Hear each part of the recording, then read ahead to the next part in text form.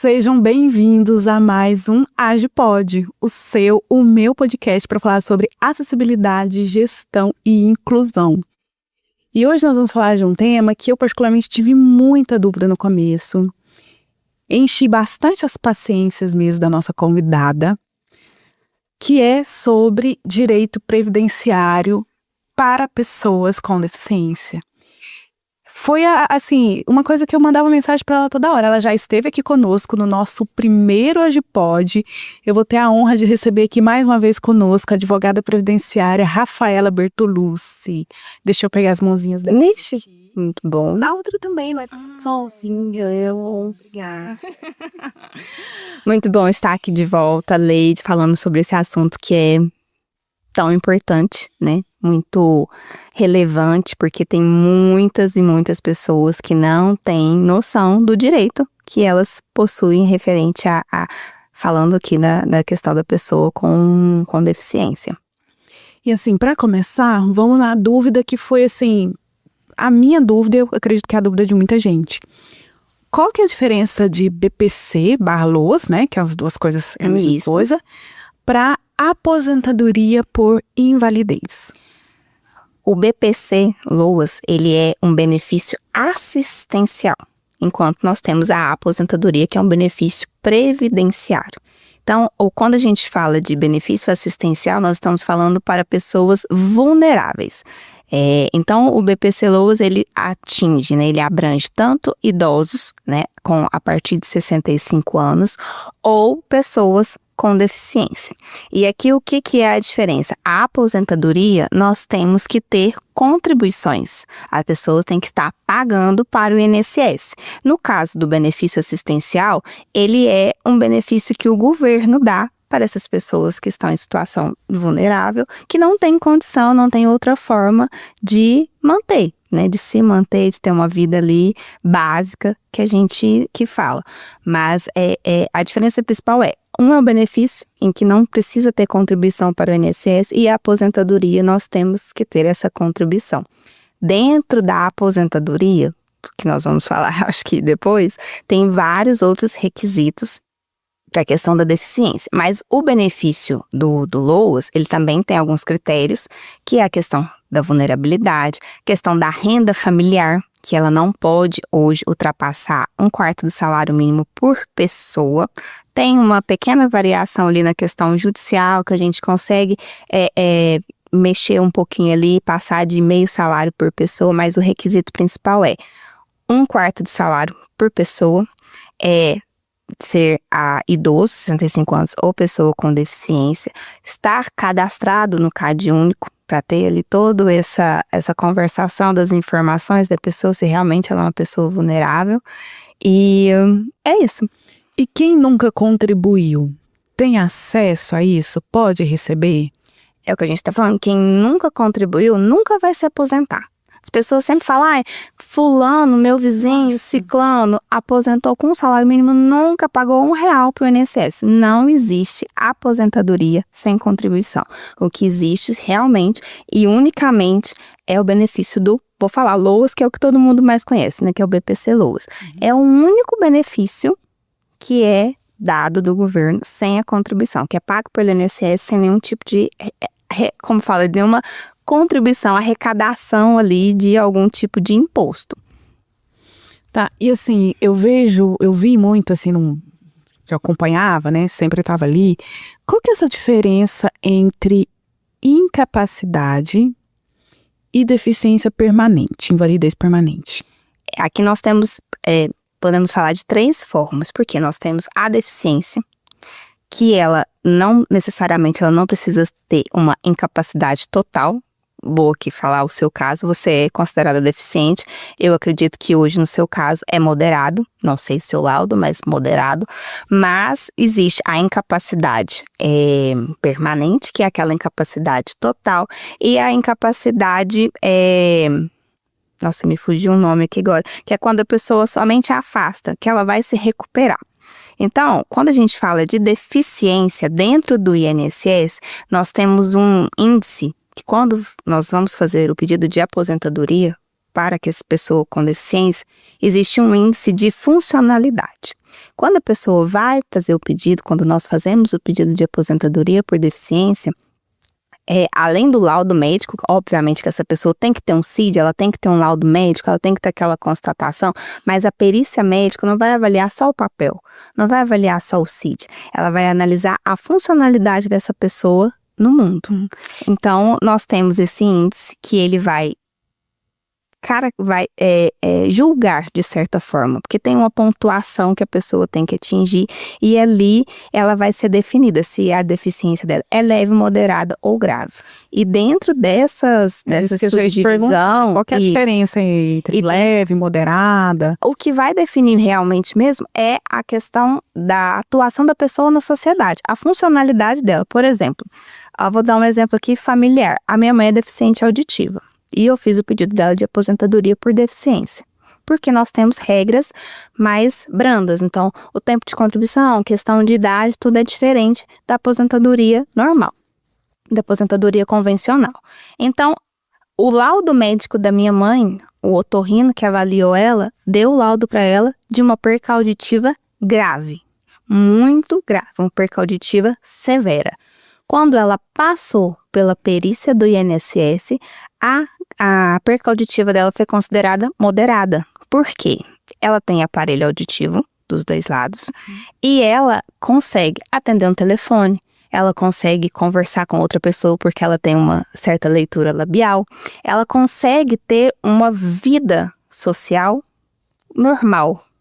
Então, o que vai definir isso lá na pontuação que a gente está falando, se ela é leve, moderada ou grave, é justamente isso. Como que essa pessoa se porta, como que é o comportamento dela na sociedade, como que é o autocuidado dela, a questão da funcionalidade, faz um estudo psicossocial, biopsicossocial, para saber como que é, tudo. Então, toda a dificuldade dela é levada em consideração. Mas dentro desse índice que a gente está falando, ele tem uma pontuação.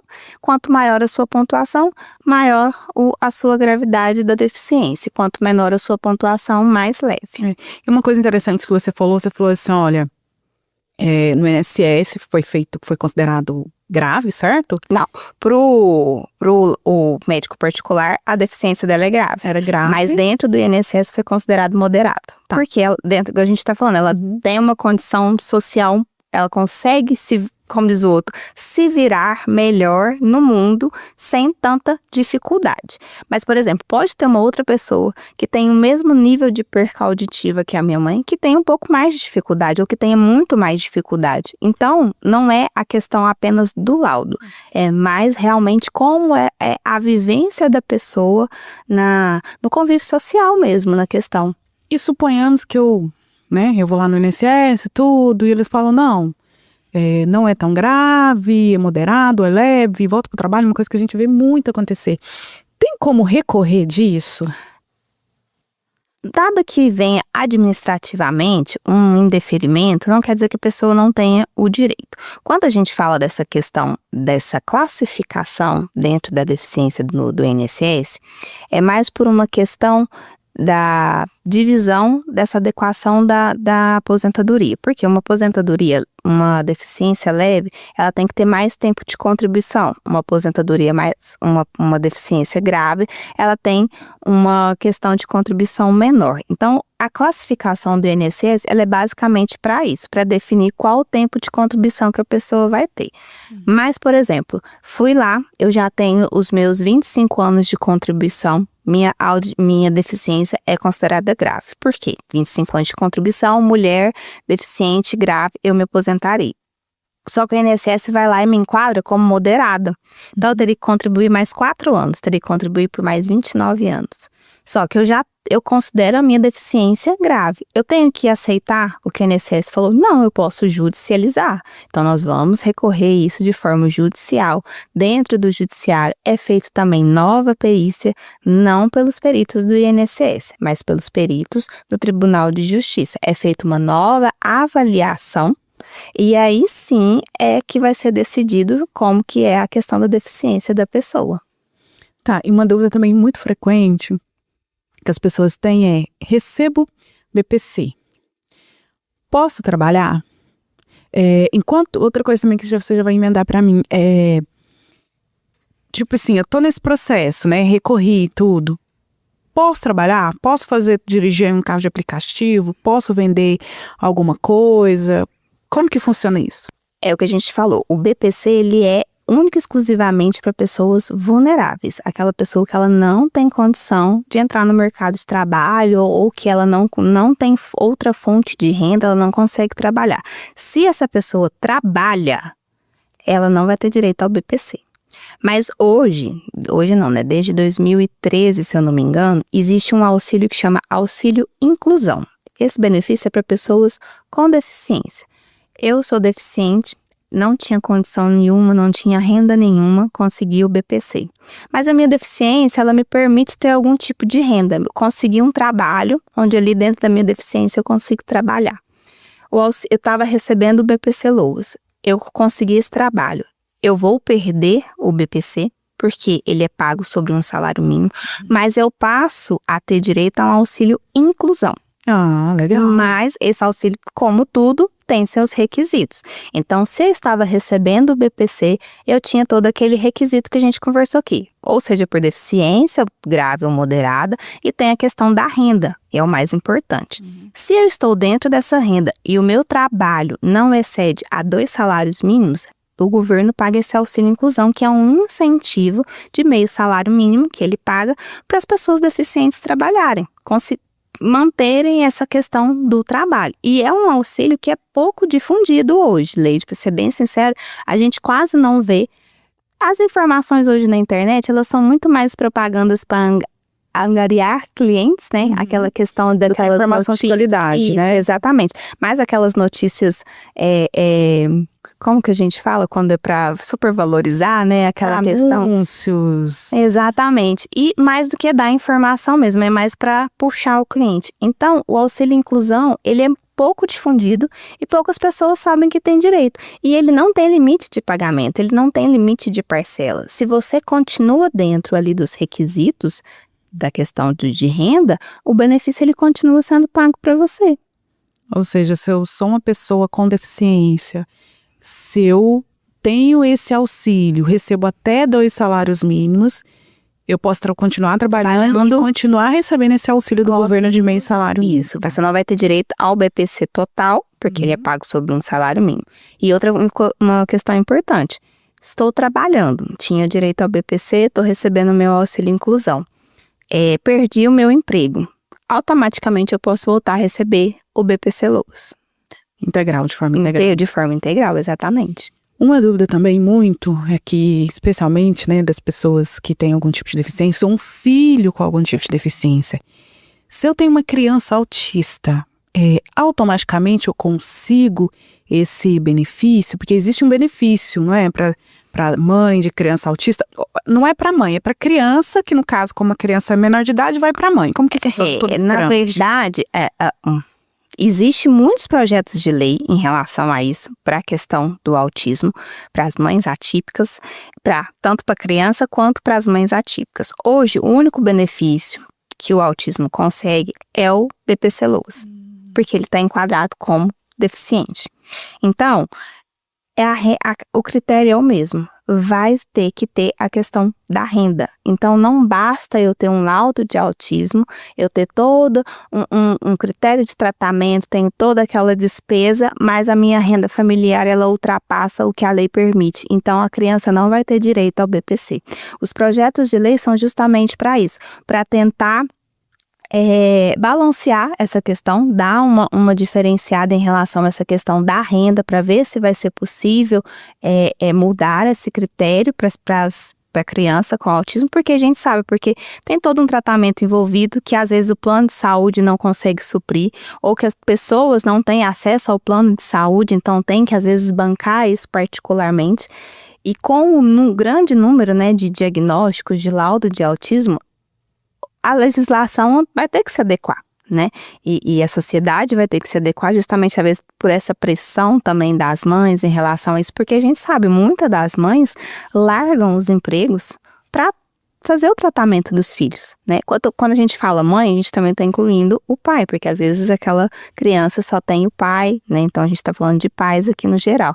Mas hoje não existe nenhum benefício especificamente voltado tanto para os pais atípicos ou para a criança com autismo. O que a gente tem é o LOAS ainda. Então, a pessoa que tem um filho autista, né, ele pode pedir esse LOAS, ou seja, que é uma coisa concedida não só para crianças autistas, mas para todas as pessoas deficientes, porque o autismo foi enquadrado com pessoa com deficiência, então ele está dentro desse critério.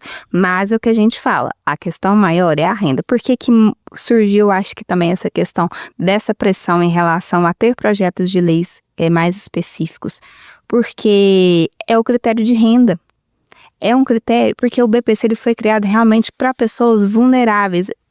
É estranho falar, mas para as pessoas que estão em extrema pobreza, realmente. Então, quando a mãe ou quando o pai tem uma condição de vida melhor, mas aquilo, infelizmente, ele não consegue fazer o total para o filho, né? Não dá aquele suporte total. Mas, infelizmente, a lei não permite. Não tem ainda nenhum benefício específico para isso. Não, e é tão complicado. Eu fiz um podcast esses dias com a mãe do Gui, a Elda Rabelo. E ela falou, né? Ela teve que deixar tudo para cuidar dos 2 filhos, né? Ela tem um filho atípico, né? Que é o Gui, que tem distrofia muscular do Duchenne. E uma filha que foi diagnosticada há pouco tempo também com TA, se não me engano, TEA, né? Transtorno do espectro autista. E aí ela falou, olha, deixei. Só que no caso dela, ela tem um respaldo, ela teve o esposo dela, ela tem uma rede de apoio. Ela tem uma rede de apoio, mas 80% das mulheres, das mães, quando tem um caso grave, eu vou ter um filho com algum tipo de deficiência, especialmente se for uma deficiência grave, o cara, some, né? E aí eu fico pensando, a pessoa para a vida dela para cuidar de um filho. Você foi mãe agora, né? Benício, pô, férrimo, vontade de morder, foi férrimo ele. Mas, assim, o Benício não tem nenhum tipo de deficiência, nem transtorno, nem nada. Você consegue...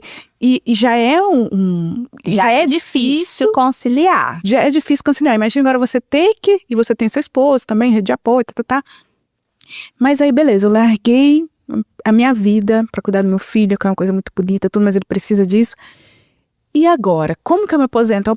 Eu não aposento. Ou se eu tenho que pagar aquele valor lá, eu vou ter que esperar 25 anos para aposentar. Hoje, infelizmente, a lei não tem nenhuma diferenciação em relação a isso, nenhuma flexibilidade para as mães em relação a isso. Nós temos muitos projetos de leis justamente para essa questão da aposentadoria, né, para ter uma flexibilização para essas mães justamente que largam o mercado de trabalho para cuidar dos filhos, mas hoje não tem nada aprovado ainda. Então, infelizmente, hoje, se uma mãe quiser se aposentar, é o meio comum, tem que fazer as contribuições, os 15 anos básicos de contribuições, se aposentar com 62 anos, é isso que a gente tem hoje em relação à aposentadoria. O que muda para o deficiente que a gente está falando. Nós temos contribuições, nós temos a questão da aposentadoria, que a gente estava falando da questão da incapacidade, né? A aposentadoria por invalidez, que é a incapacidade permanente, e a incapacidade temporária, que é o auxílio-doença, que é pago. Mas a incapacidade permanente, que é a aposentadoria por invalidez, ela também tem os critérios em relação à contribuição, mas ela não tem em relação à idade. E o tempo de contribuição da aposentadoria por invalidez também é muito menor. Só que ali você não pode voltar ao mercado de trabalho. Se você é aposentado por invalidez, você não pode voltar a trabalhar. Se você volta a trabalhar, automaticamente a sua aposentadoria ela é suspensa. Diferentemente da aposentadoria por deficiência. Apesar de ter critérios em relação ao tempo de contribuição e à idade, se você se aposenta e tem condição de continuar trabalhando, você pode. O que difere aqui é realmente essa questão de voltar ao mercado de trabalho, de continuar ou não trabalhando por opção, e questões também do tempo e questão de idade. Eu acredito, Leide, assim, a gente vê muito, é o que a gente tá falando da questão da informação. As pessoas realmente necessitadas, às vezes ela não tem acesso a essa questão, Essa informação. essa questão prática que tá na internet, essa questão desses vídeos, que seja do que for, de qualquer forma chamativa que tenha acesso às redes sociais, as pessoas que estão realmente necessitadas, elas não têm às vezes esse acesso. Então, elas às vezes não sabem do seu direito. Essa questão do auxílio inclusão que eu tô te falando é pouquíssimo difundido hoje, inclusive na rede social, poucas pessoas sabem desse auxílio. E a questão da aposentadoria por deficiência, porque é um critério etário diferente, é um critério de contribuição diferente, a pessoa pode se aposentar mais cedo. Então, tem a aposentadoria por deficiência e a aposentadoria por invalidez. Exatamente. São aposentadorias totalmente diferentes, tanto em critério de contribuição, idade e pós, se você pode ou não continuar trabalhando. E é tão, assim, importante, porque às vezes a pessoa aposenta por invalidez, né? Mas às vezes o que ela recebe não cobre os custos. E aí ela fica assim, gente, como que eu faço? Eu não consigo trabalhar, mas ao mesmo tempo, tipo assim, é complicado. Quando a gente fala da invalidez, igual assim, que é uma invalidez, porque a gente tá falando aqui de uma incapacidade permanente, né? Que se entende que seja uma incapacidade permanente. Eu tenho um caso. Tem 2 casos até interessantes para falar. Eu tenho uma cliente que ela sempre trabalhou de representante comercial. Então, aquela pessoa que dirige, que ela tem que ir ao encontro dos seus clientes. Ela tem que estar viajando, ela tem que estar sempre. A carteira de trabalho dela sempre foi representante comercial. E ela tá com 50 e poucos anos. E ela foi diagnosticada agora ela tem um laudo de fibromialgia, mas ela sempre teve o laudo da questão de hérnias, várias hérnias, por tudo quanto é lugar, o que impossibilita ela de ficar horas dirigindo. E aí, no caso dela, a gente afastou, conseguiu para ela o auxílio doença, porque apesar dela, ela, como representante comercial, ela estava como pessoa jurídica, então ela mesma fazia as contribuições dela, a gente afastou ela, o famoso afastamento, que é o auxílio doença, e a gente entrou com pedido de aposentadoria por invalidez. Ela conseguiria trabalhar de outra coisa? Não. Você acredita que não? Porque ela tem a questão dela, ela é de representante comercial, ela dirige. Mas se ela tivesse um trabalho onde ela pudesse ficar sem dirigir. Em casa. Se ela tivesse uma flexibilidade de sentar em algum outro lugar, de fazer um outro tipo de trabalho. Ela é PJ. Eu não consigo mais dirigir. Mas e se eu quiser vender bolo no pote? Consegue. Entendeu? Mas o que a aposentadoria por invalidez fala? Você não pode ter você não pode vender bolo no pote. Se você vender bolo no pote, você vai ter que fazer isso de forma pra sempre. Isso vai ter que ser sua forma de renda. E vai ter que ser sua forma de renda, exatamente. Porque ela não permite que a pessoa exerça outra remuneração, que ela tenha outra remuneração além da aposentadoria. Se você vai ser inserida no mercado de trabalho de novo, em outra função, em outra forma de comercialização, se você vai ter forma de ter rendimentos, automaticamente você não tem direito mais à aposentadoria. Gente, assim, é difícil algumas coisas, né? Igual quando se fala assim, igual a mãe do Gui, né, a Elda Rabelo, que eu recebi, que a medicação é caríssima. Ela, tipo assim, ela tá fazendo uma vaquinha, né? Até sempre falo dela aqui nas minhas redes sociais. E assim, eu vejo muito as situações de muitas vezes. Às vezes não é uma medicação tão cara. Mas às vezes ela aposenta ali, a pessoa aposenta, mas o dinheiro não dá e ela não pode vender o bolo no pote.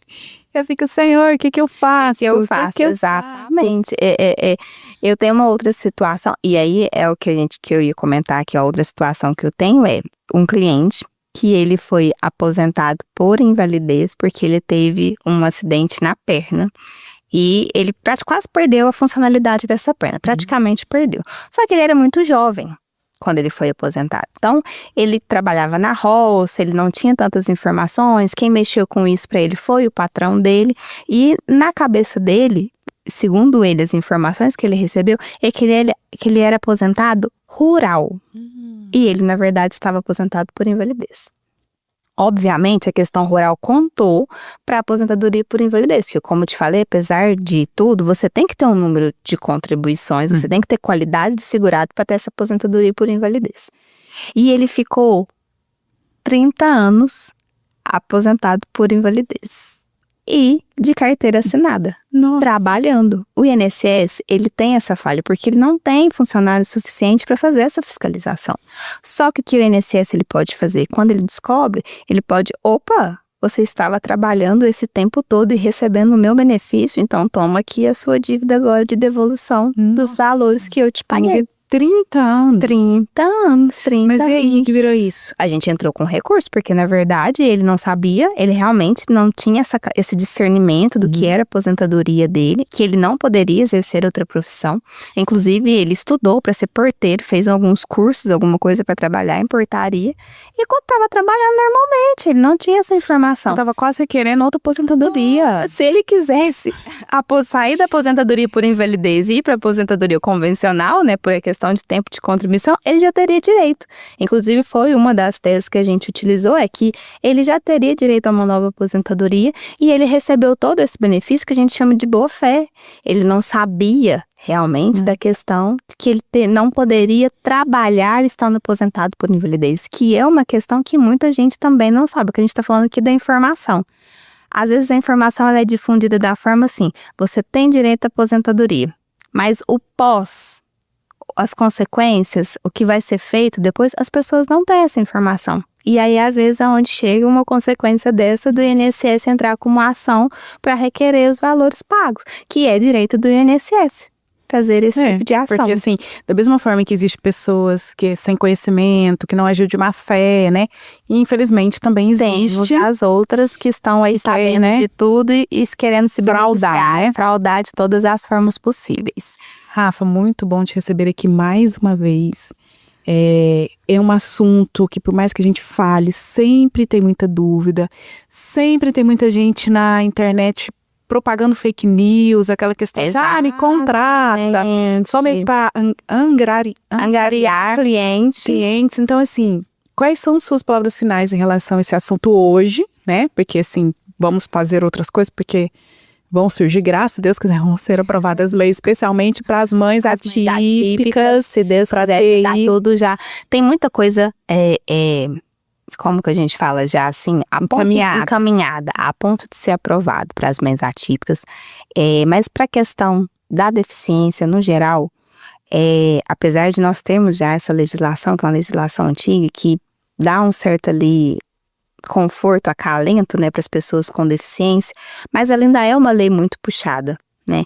Eu acredito que ainda que se for feita uma reforma, que provavelmente vai ser feitas outras reformas previdenciárias, mas que tenha um olhar um pouco mais humano, né? A gente está falando aqui de uma questão de inclusão, né? Falar de pessoas com deficiências é questão de inclusão e de questão humanitária, realmente. Porque, querendo ou não, tem a sua dificuldade, tem as suas especificidades que precisam ser olhadas com carinho, com outro olhar, né? E então eu acredito que sim, que tenha que ter sido feita uma reforma um pouco melhor em relação a isso. E, gente, procure informações. Procure o máximo. Não acredite no primeiro vídeo que você vê na internet. Sempre procure profissionais responsáveis para te dar uma informação correta, para você não perder o seu direito e nem ter problemas em relação a essa questão. Rafa, muito obrigada mais uma vez. E quem quiser te contratar, né? Porque você falou de profissional. Agora é a hora do jabá. Agora é a hora do seu jabá. Passa aí para nossas redes sociais. Me acompanhe nas redes sociais, Rafaela Bertolucci. Sou advogada previdenciária já há 6 anos, atuando exclusivamente nesse setor de previdenciário. No meu Instagram tem várias informações, sem fake news, informações concretas e certas. Segue a gente lá. Muito obrigada, Rafa, Muito obrigada pelo convite. Muito obrigada. Você que está aqui assistindo mais um episódio do AgePod, compartilhe esse episódio. Tem muita informação e para um público que é muito, às vezes, carente de informação. Eu já falei isso aqui várias vezes, tanto nas minhas redes sociais, me acompanha lá também, @Leigineia Camargo, sobre as leis sobre pessoas para pessoas com deficiência sobre esse assunto são recentes, são novas, a maioria de 2000 para cá. Então, falta muita informação de qualidade. Então, propague esse podcast, mande para alguém, mande para todo mundo, porque igual eu sempre falo, eu até 2021, até julho de 2022, na verdade, eu não tinha nenhum tipo de deficiência. E graças a Deus eu tenho acesso a Rafa e a outras pessoas, mas tem muita gente que não tem acesso a essa informação. Então, muito obrigado por estar conosco até agora e nos ajude a divulgar essa informação. Tchauzinho!